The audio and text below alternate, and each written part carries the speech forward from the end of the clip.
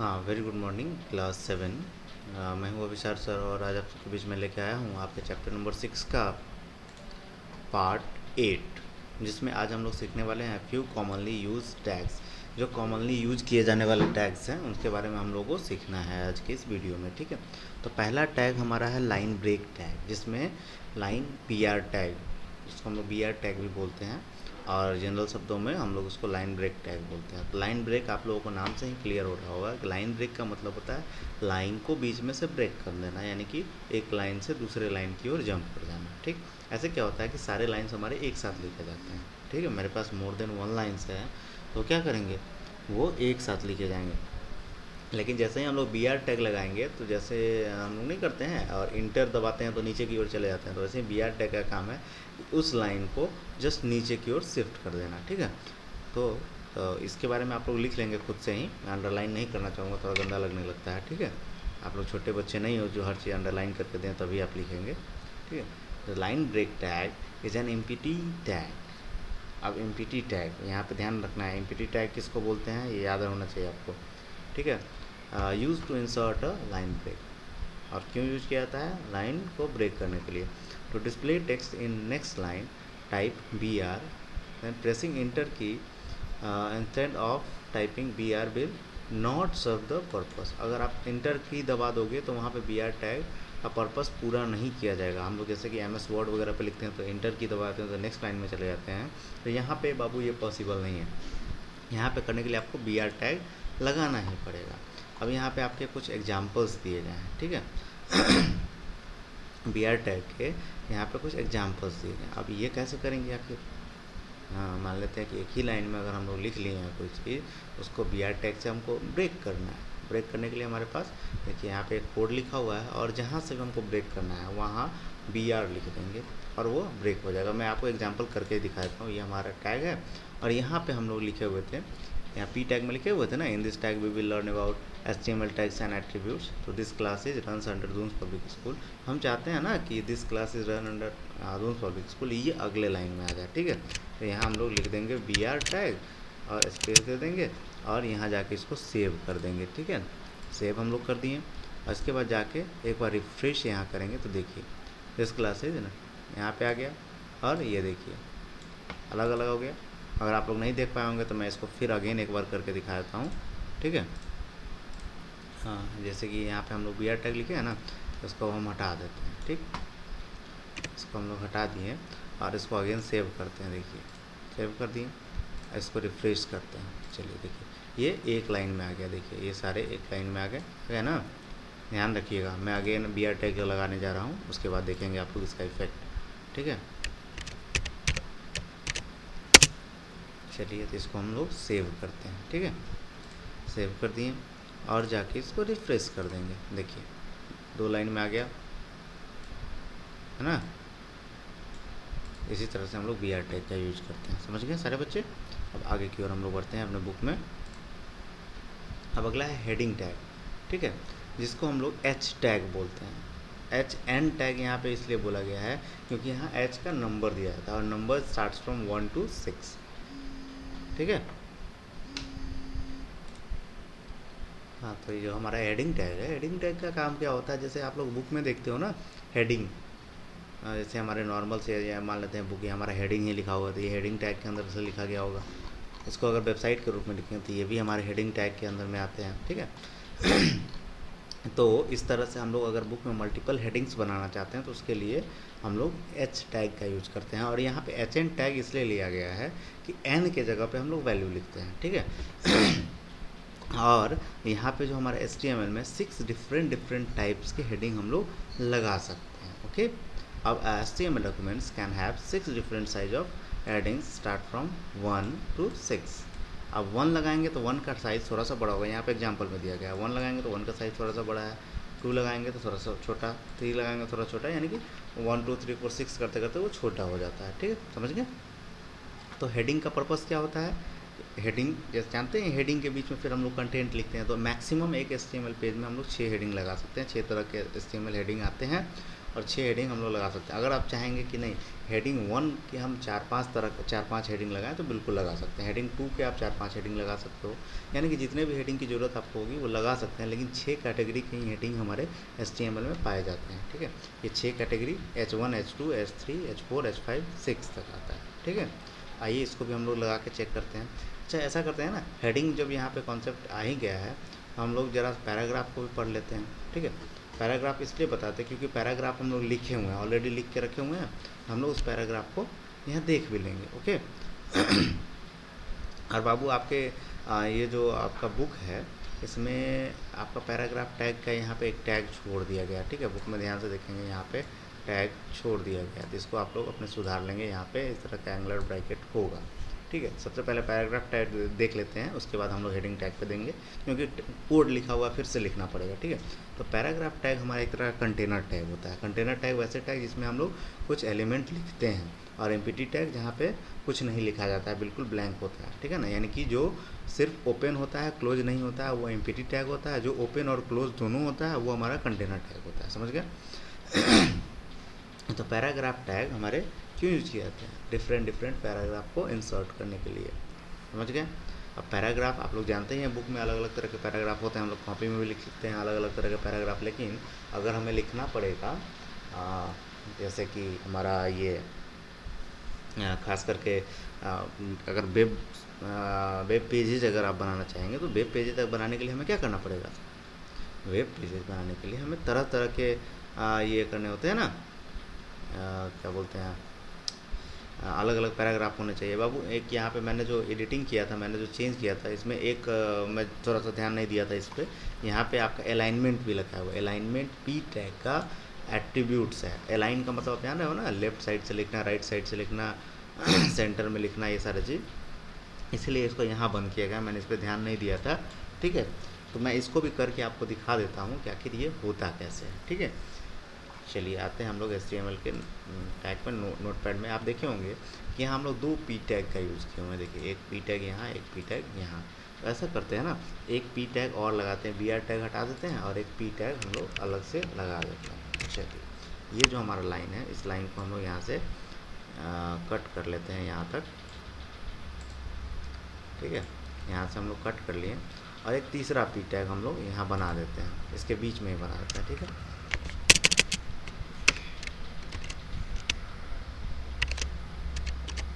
ये P tag हमारा हो गया और यहाँ जाके हम लोग जो कुछ भी लिखे थे उसको ले जाके हम लोग पेस्ट कर दिए और यहाँ पे पी टैग को हम लोग क्लोज कर दिए, ठीक। यहाँ 3 पैराग्राफ हमारे पास है, जो आपके जिस तरह के बुक में आपको दिखाया गया, मैं सेम वही एग्जांपल आपको दिखा रहा हूँ। और लिखा हुआ भले ही कुछ अलग अलग है, ठीक है। सॉरी बाबू, थोड़ा सा गला ख़राब है, ठीक है। तो यहाँ पी टैग में कुछ अलाइनमेंट, पहले मैं तीनों पैराग्राफ है, तीनों को मैं दिखाता हूँ एक बार रन करा के, ठीक है। उसको सेव करते हैं। सेव करने के बाद हम लोग HTML पे आए। HTML पे आने पर देखिए तीनों पैराग्राफ अलग अलग रन कर रहे हैं, तीनों के बीच में एक पर्टिकुलर एक लाइन का स्पेस भी यहाँ पे छोड़ा हुआ है, देख रहे हैं ना। अब चाहते हैं कि एक लाइन यहाँ पे रहे, एक लाइन बीच में आए और एक लाइन नीचे की ओर आ जाए, ठीक है। आइए हम लोग इसको करके ज़रा देखते हैं। तो आप देख रहे होंगे यहाँ पे जैसे 3 लाइन के बारे में दिखा गया, मैं 3 ही लाइन दिखा रहा हूँ, ओके, कोई दिक्कत है ना। चलिए अब आगे हम लोग देखते हैं। आगे हम लोग को अलाइनमेंट सेट करना है। अलाइनमेंट सेट करने के लिए हमारे पास एट्रीब्यूट्स होता है अलाइन, और जो भी साइड आप लोग देना चाहते हैं, है ना, वो दे सकते हैं हम लोग। चलिए हम लोग ऐसे कोड लिखते हैं। तो इसको लिखने के लिए हमें P के बाद स्पेस देना पड़ेगा और ALIGN align equals to double quotes में हम लोग लिखेंगे क्या, LEFT, लेफ्ट। सॉरी यहाँ बाबू मैंने कैपिटल में लिख दिया, लेफ्ट हो गया। अब इसी तरह से हमको अलाइनमेंट यहाँ बंद में मेरा होगा। इसी तरह से हमारा अगला अलाइनमेंट होगा। मैं इसी को कॉपी कर लेता हूँ, ठीक है। आप लोग लिखना इसको, मैं यहाँ पे कॉपी कर दे रहा हूँ और पेस्ट कर दे रहा हूँ ताकि ज़्यादा समय आपका ना ले, ठीक है। सेंटर हो गया और यहाँ पे जो हमारा अलाइनमेंट है, यहाँ पे भी हम लोग इसको लगा देते हैं और यहाँ पे हम लोग राइट कर देते हैं, ठीक है। 3 तरह के अलाइनमेंट हमारे पास होते हैं बेसिकली, लेफ़्ट, राइट और सेंटर। चलिए आइए इसको हम लोग सेव करते हैं, ठीक है। और यहाँ पे आके रिफ्रेश जरा करते हैं, देखते हैं क्या क्या हो रहा है। देखिए एक लाइन आपका यहाँ चला गया, एक लाइन यहाँ आ गया और एक लाइन यहाँ आ गया, समझ गए। तो ये 3 तरह के हमारे पास अलाइनमेंट है और तीनों इसका यूज़ हो चुका है, ठीक है। अब हम लोग अलाइनमेंट जो लगाए थे, अब उस वाले सेक्शन को हम लोग ज़रा हटा देते हैं और हेडिंग की ओर आते हैं, ठीक है ना। हेडिंग हम लोग इसके ऊपर में हेडिंग, ये जो है जैसे है वैसे रहने देते हैं, हम लोग इसके ऊपर हेडिंग सीखते हैं, आखिर हेडिंग कैसे लगाया जाता है, ठीक है। चलिए हम लोग हेडिंग की ओर बढ़ते हैं। तो यहाँ हम लोग H1 टैग का यूज़ किए थे ऑलरेडी, ठीक है ना। यहाँ हम लोग H1 टैग का यूज़ किए थे। अब इसके अलावा H1, H2, H3, H4, H5, H6, जैसे H1 टैग का साइज़ देखिए। H1 टैग यहाँ है ना, वेलकम टू क्लास 7, तो यहाँ कहाँ पे दिख रहा है, वेलकम टू क्लास 7, कुछ बड़े साइज़ में दिख रहा है। अब इसी चीज़ को हम लोग ज़रा चेंज करते हैं, आइए इसी को हम कॉपी कर लेते हैं, ठीक है, और यहीं पे हम इसको पेस्ट करते हुए चले जाते हैं, ठीक है। और 6 हेडिंग है तो हम 6 बार इसको पेस्ट करते हैं, क्यों, समझ गए ना। 6 बार करेंगे तो 6 तरह के साइज़ आपको दिखाई देंगे।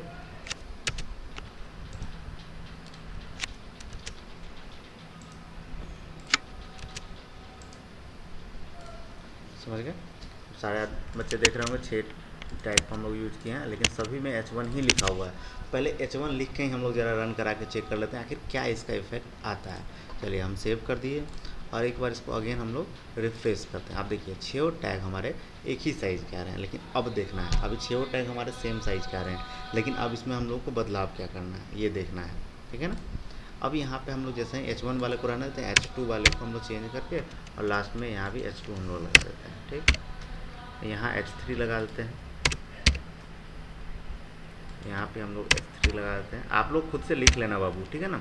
मैं कॉपी पेस्ट इसलिए कर दिया हूँ कि आप लोगों का समय बचे, ठीक है, ज़्यादा हमको लिखना ना पड़े, इसलिए मैंने कॉपी पेस्ट कर दिया है। आप लोग लिखेंगे, जितना अच्छा लिखेंगे उतना आप लोग का टाइपिंग स्पीड बढ़ेगा और धीरे धीरे आप लोग में थोड़ा सा बुद्धि भी बढ़ेगा कि हाँ हम लोग इस तरह से कोड लिख के सारे बदलाव कर सकते हैं, ठीक है। तो यहाँ पे मैंने सारे को चेंज कर दिया और 6 टैग में आपको पता है कि H टैग जो हमारे होते हैं 6 पैराग्राफ, 6 मैक्सिमम उसका साइज़ हो सकता है, ठीक है। इसको हम लोग अगेन अब सेव करते हैं। अब इसमें बदलाव देखते हैं, अभी ध्यान से देखिएगा 6 का साइज़ ध्यान से देखिएगा, ये 6 हमारे टैग हैं, ठीक है ना। अब इसमें बदलाव देखेंगे, रिफ्रेश करते हैं, ध्यान से देखिए। H1 टैग सबसे बड़ा, H2 उससे छोटा, H3 थोड़ा और छोटा, H4 उससे छोटा, H5 उससे छोटा, H6 सबसे ज़्यादा छोटा, ठीक है। बदलाव समझ में आई बात। तो इसके लिए आपका 6 टैग लिख सकते हैं एक में, सर 6 टैग मैंने लिख लिया। P टैग मैंने समझा दिया कि पैराग्राफ अलग अलग तरह के हम लोग लिख सकते हैं, P आप जितने भी चाहें उतना लिख सकते हैं, इससे कोई परेशानी नहीं है, ठीक है। चलिए आते हैं बुक की ओर। और अगला टैग हमारा जो है पैराग्राफ टैग जो हम लोग पढ़े हैं, पैराग्राफ टैग में हमारे पास अलाइन टैग के बारे में जो यहाँ पे बताया गया है ना। जो मैंने आपको बताया था अलाइनमेंट, लेफ्ट अलाइनमेंट का काम क्या होता है, ये सारे लाइन बाबू लिख लेना, याद रहेगा। पी टैग का जो हमारा एट्रीब्यूट्स है अलाइन होता है और उसमें उसका वैल्यू होता है लेफ़्ट, सेंटर और राइट, 3 अलाइनमेंट होते हैं हमारे पास।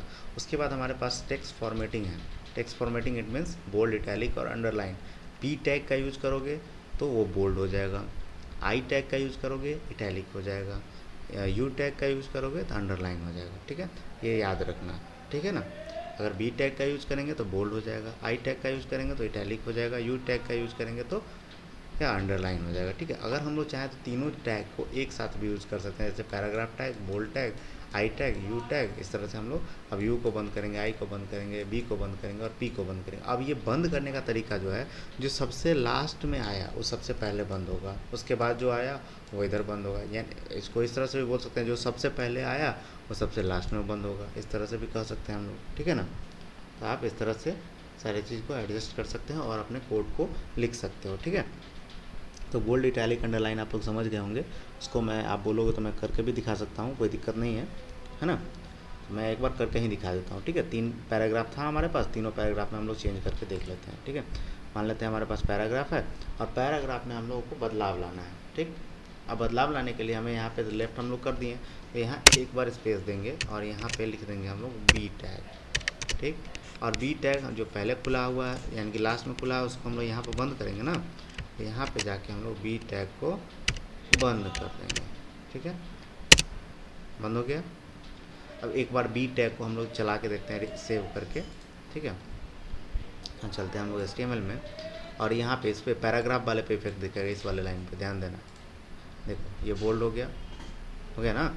थोड़ा सा मैं एक बार फिर से इसको, चलो अगले लाइन में दिखाते हैं। ये थोड़ा सा आप देख रहे होंगे, इसके अपेक्षा ये जो लाइन हमारा लिखा हुआ है इससे कुछ ज़्यादा ही ये बड़ा दिख रहा होगा और बोल्ड दिख रहा होगा, ठीक है। मैं इसको अंडरलाइन करके दिखाता हूँ, ठीक है। ये सेकंड वाला लाइन को बोल्ड और अंडरलाइन दोनों करके दिखाता हूँ, बोल्ड और इटैलिक दोनों करके दिखाता हूँ, और इसमें तीनों करके दिखाएंगे, ठीक है। इसमें बोल्ड और इटैलिक करते हैं, ठीक है। तो ये हमारे किस पैराग्राफ में लिखा हुआ है, पैराग्राफ 2 में लिखा हुआ है। तो पैराग्राफ 2 की ओर हम लोग चलते हैं। तो पैराग्राफ 2 में हम लोग क्या क्या करना है, पहले करना है बोल्ड। चलिए, तो बोल्ड का टैग हम लोग लिख दिए। उसके बाद हम लोग को करना है इटैलिक, तो इटैलिक का भी हम लोग टैग लिख दिए।